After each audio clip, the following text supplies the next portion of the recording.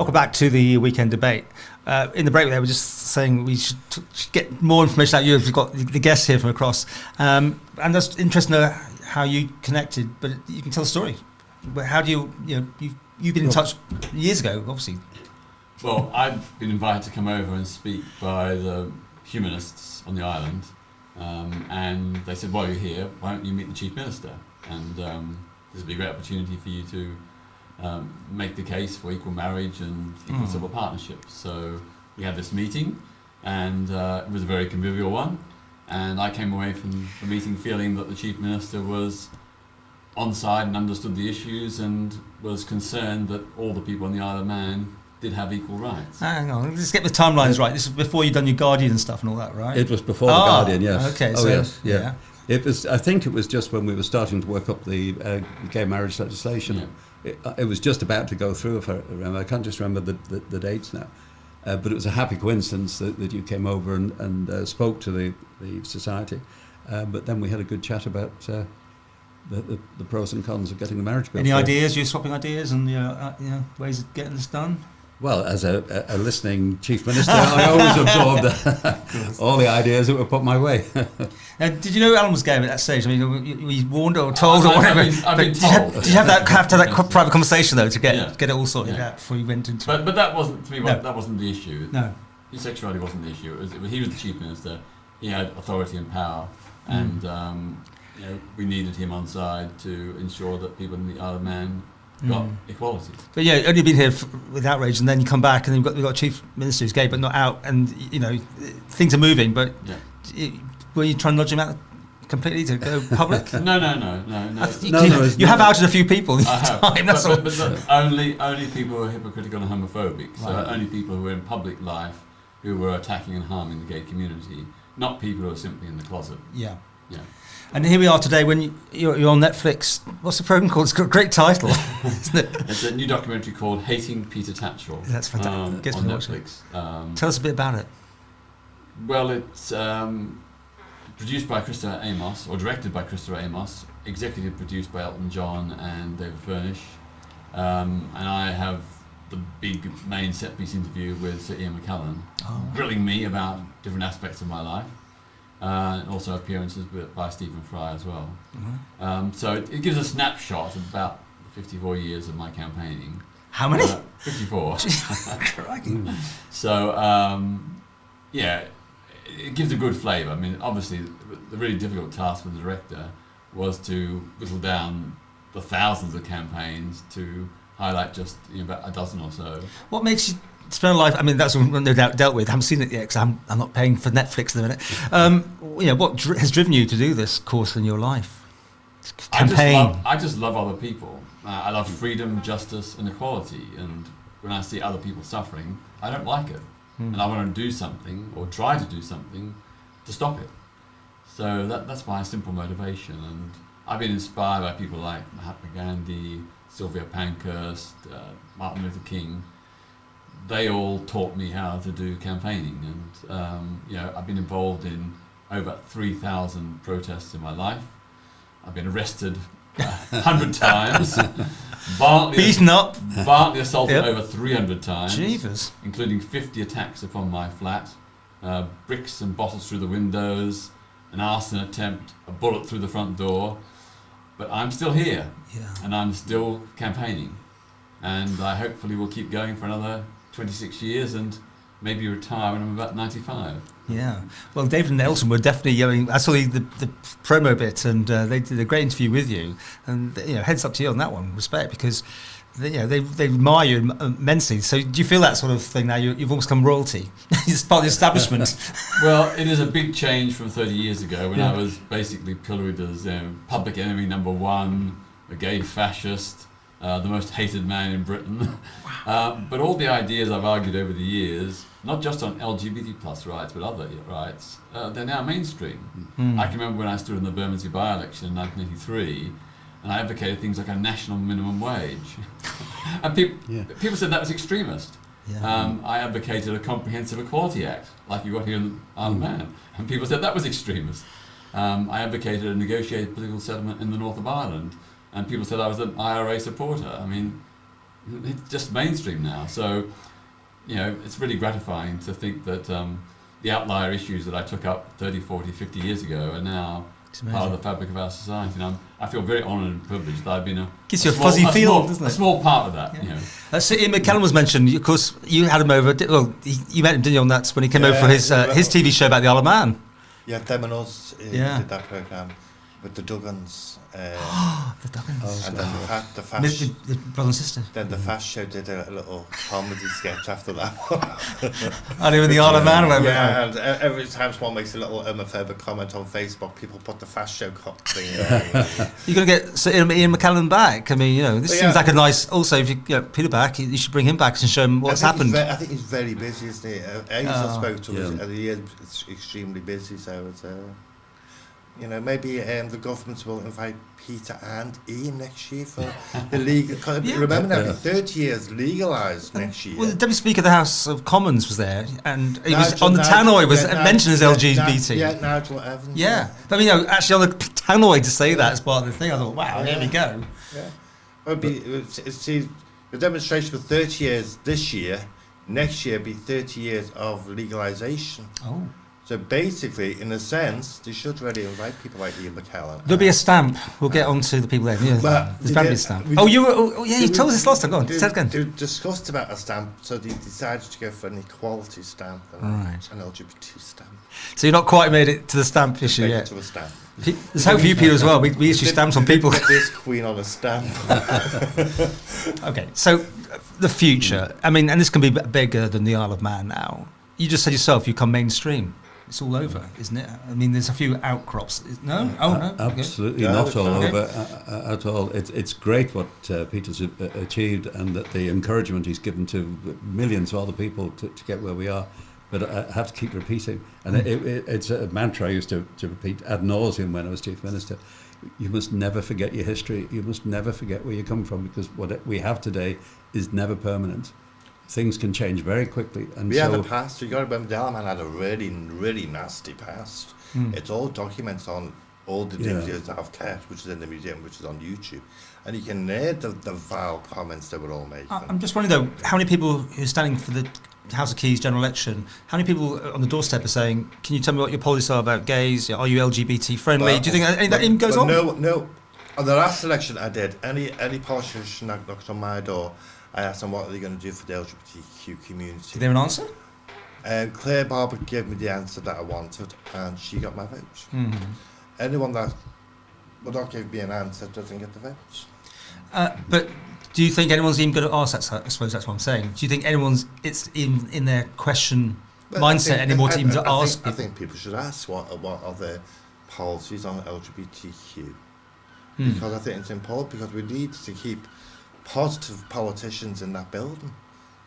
We don't want the numpties coming back, the homophobes coming back. And the UK government, they're pretty okay for you? Everyone's doing what they're meant to do? And No, we've still got unfinished business. I mean, I don't know what the statistics are here in the Isle of Man, but in England and Wales, half or almost half of all young LGBT kids in schools say they were bullied because of their sexuality or gender identity. In England and Wales, a third of all LGBT plus people have been victims of various forms of hate crime over the last year or so, and ranging from teasing and name calling and insults to actual physical violence and threats. So I suspect there's probably an element of that here on the island. Yeah, I'm sure. So that needs addressing. And of course, one of the best ways to overcome prejudice is through education. And we need a school curriculum that mandates that LGBT plus issues are discussed in schools, that LGBT plus kids are affirmed in schools, that they get support from their teachers, and that there's a very clear guidance and rule on cracking down on bullying in the classroom and the playground. So those are just a few of the issues that I think probably still need addressing here on the island. I know Balcomine School, they had a pride, didn't they? They've got an LGBT. They had a little mini pride. They're very positive about Balcomine School, because myself and Hazel did a talk at the school there. So. Often those sort of things are dependent on one or two people, rather than the structure itself. it's a teacher who recognises the as soon as you problem. walk into Balcombe, you yeah. can see all the rainbow flags. Yeah. They have it on their reception as soon as you walk in. they put pictures on Facebook, and they had everything. poetry reading and then, things like yeah, that. they did their own little pride festival at Balcombe. So that's one school on the island. Yeah, I'm sure there are schools here who are doing great work, but I'm not too sure it's every school. And if it's in the curriculum, basically, I suppose. Or should it go in the curriculum? Yeah. Yeah. It should be in the I'm just trying to think how far you... If we want to create a kinder, gentler society and make everybody feel welcome and included, we need to tackle issues like racism or homophobia or anti-Jewish prejudice or whatever. We need to tackle people's misconceptions about disabled people. All these issues need to be tackled in the school, because the evidence is, if young people understand these issues and develop a supportive response at an early age, it will probably stick with them for life. And then in future generations we won't have the scale of hate crime and prejudice that we've had in the past. It's the principle of equality, really, that education needs to pump into people. Not just the gay community, but, as you say, racism, disability, all these various other things. And if it's seen to be a move to bring in equality, then you get less prejudice, because one section's getting favoured treatment over another. Then you work to more genuine equality, and you'll, I think, start to stamp out some of this this abuse. You're right. I think integrating LGBT plus rights into a broader equality agenda, where it's about equality for everyone, is the way to go, because then people get it. They understand this isn't about special treatment. This is about protecting everyone. Yes. Yeah. Okay, well, the way to go is the Pride in the Isle of Man did 7,000, 8,000 people went through? 9,000, you said. First one. Very impressive. Very impressive. Yeah. So for the future, and this is a nice finish really, it's going to be a standalone again, I think, next year. But one stage they're talking about tagging it on the end of TT, and they're now talking about having it totally standalone. Of course, we couldn't have any guests here this year. Guest list for next year. Maybe you Elton. Speak to Miss Barber. Get the phone book out. Elton. No, seriously. I mean, it's positive to see that many people. Right? Yeah, so I was just going to say, one of the other personalities that helped me with the Equality Act was actually Michael Cashman. Lord Cashman. Michael gave us some good advice and some good links. So I did invite him, but unfortunately he was busy for the usual things. For your party. Can I just say, so you can feel extra proud, please. That 9,000 for the Pride Parade here in Isle of Man, that was proportionately much greater than even Pride in London. Wow. So that's a fantastic achievement by people here on the island. And no negativity, as far as I think. No. Handbag was stolen, I think, was all they could come up with. So that was stolen, wasn't it? But that's nothing. But they arrested them for defaming them. So. Okay. Yeah. So before we go, let's just wrap this up. We know you're going to take a little break for a bit. We wish you well, because you've got the health thing to sort out. But you're going to come back with your placards and things? Yeah, if someone upsets me, probably like Peter, I will speak. And they may not like what I say, but I will say it. You can get addicted to this, though, can't you? I mean, it sounds like you almost need a challenge to set yourself up. Well, I like to say that I am very disappointed that the Chief Constable, Gary Roberts, has refused to apologise for the way in the past the police persecuted LGBT plus people here on the Isle of Man. So much suffering was caused. I think the police chief should apologise. Tin Walters apologised. The police have apologised for their failure to act over the Notfield scandal, the sexual abuse of young children. But they haven't apologised over what they actually did to the LGBT plus community. And Gary Roberts can sort that out, because you mentioned him on our last chat show, because he was one of the younger coppers who was outside your house at the time, wasn't he? So it was obviously under orders to sit outside and stop people. Like I was explaining to Peter, and then I was raided for Mad Dog McGee. He raided my house for an IRA terrorist. He raided me for that one, which I did at the headlines with the Examiner in those days. I had people on the other side of the road watching the house. So basically, they were harassing me anyway. So basically, until the Amnesty International from Belgium came to the Isle of Man and they put me under their political protection, the police seemed to back off a bit, because they made a statement saying that I fall under that category. The police did back off a bit. You're not quite as entrenched as him in his flat in London with just a peephole to look out and bullets coming and flying or something. I was on a tough... In a Manx level, you were under siege. Yeah, I was on the... I think we moved to the ground floor. We didn't that much harassment, but the police were there. They were watching it a bit. You couldn't really know where they were. They were Then we had that phone number, that we all had. I don't know, Alan had. That you checked, make sure your phone wasn't tapped. Jeepers. So... Can I just add that, we're not asking Gary Roberts to apologise for his personal behaviour. This isn't a personal issue. He did things under orders, that's true. But what we're saying is, I think it would be a reasonable thing for Gary Roberts to apologise on behalf of what the Manx force as a whole did.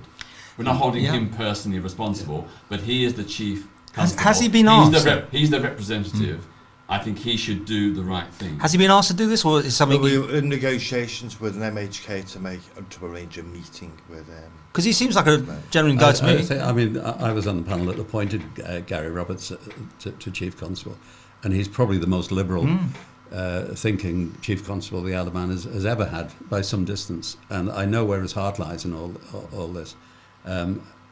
It may well be possible to persuade him to make that statement. Only up the road, you don't see him. Is there a reason why you think he might be holding back? I don't know. I'm surprised that we've not had it, because as you've said, we've had all these other apologies now. I'm surprised we haven't taken that last step. I did see about the government residents, but we didn't actually make eye contact. No, I haven't seen Gary for a while. The one bit of satisfaction, I must admit, I got out of all this is during my term as Minister of Home Affairs. The problematic Chief Constable resigned during my term of office, so I got some satisfaction. You didn't give me flowers, did you? I'm leaving. That's an instant joke about people getting the boot. Anyway, but just to wrap it up, we don't see you in front of the cameras much. I know you're not. You retired at the top. And this is my first interview since I retired, so you're very privileged today. Well, yeah, on camera it is. But come on, you can't be just sitting back and just relaxing. I cannot believe you can just walk away from all this. Everything. You can't. Tell me, what do you do? Gardening? How do you fill your days in? Drink lots of coffee. Once he gets married, that'll be that. Looking after Stephen. Okay, seriously.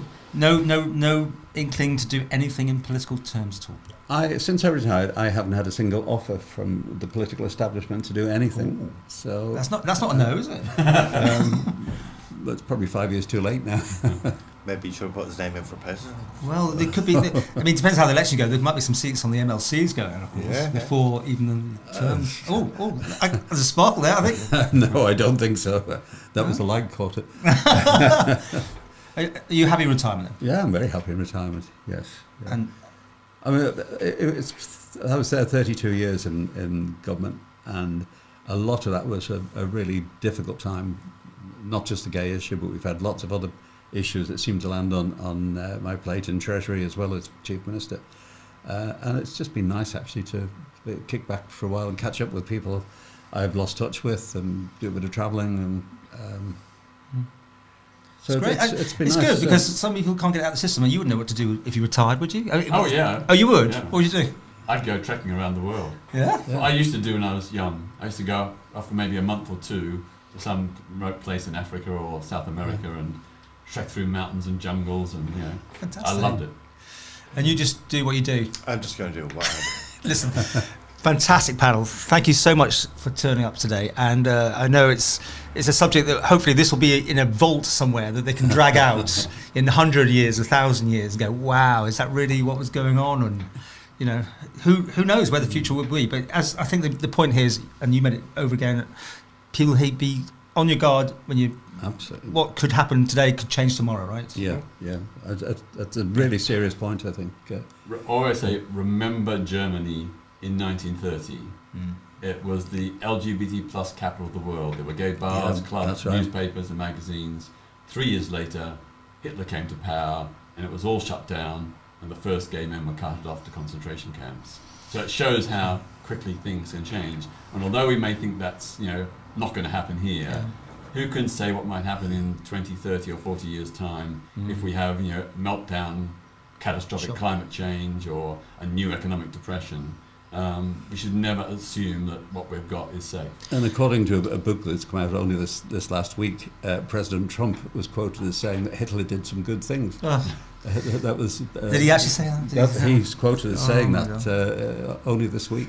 Okay. Well, just to tie us back, I mean, 30 years ago, the pink triangle was on your Marks and Spencer's pyjamas, and see how things have changed. But that was needed at that time in the Isle of Man to give everyone a kick. Gays were persecuted like Gestapo by the police, who were Gestapos, and that's how they treated us. And I mean, people walking along the prom, doing nothing, being stopped. Yeah. Stop cruising along this prom, or we'll get you for impotence. That happened quite a bit, didn't it? Yeah, walking on the quay, police swarming toads, and the other gay people. What you doing standing here? Move.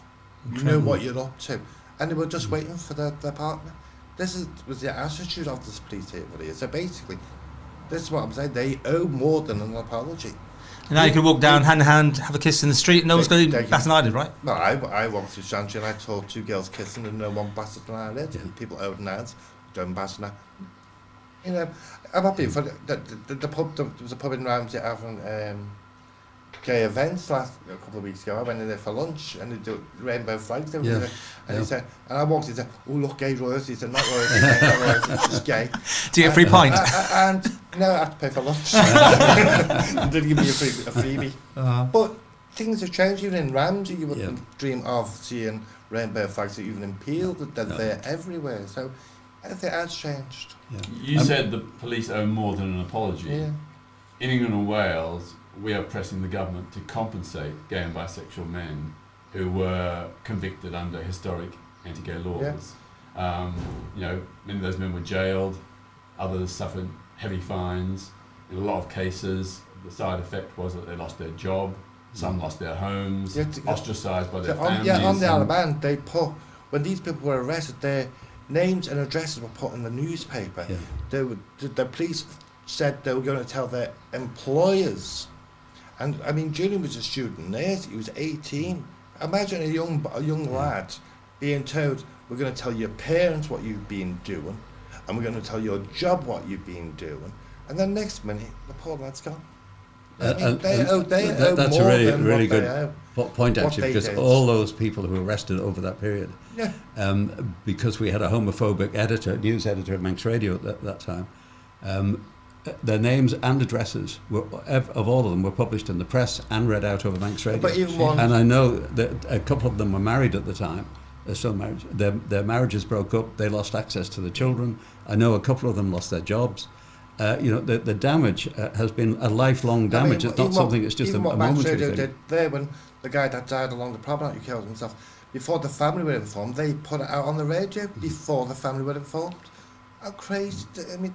There's many apologies owed to everyone. Germany has already instituted a policy of compensation for men who are convicted under past anti-gay laws.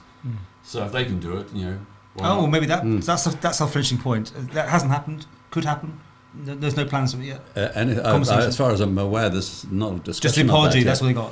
I think getting to the apology is as far as we could probably hope for at the moment. The apology is what we need, especially for the families. And me, and for every other person that's been harassed by the police, and the ones that were arrested in those cells, and we have got statements on that we've been given now to show this Chief Constable. He went on what went on because we've been told by another guy that I did with Jed Power. I did an interview with him, and he mentioned it to what the police were doing. So basically, we know what they were doing. Just give us that damn apology. On that note, thank you again for coming in, and any comments, please leave them. Be kind. I always try and say that. And if you feel you have a point to make or you'd like to be a panelist, please get in touch. I'd be happy to hear from you. Thanks for watching.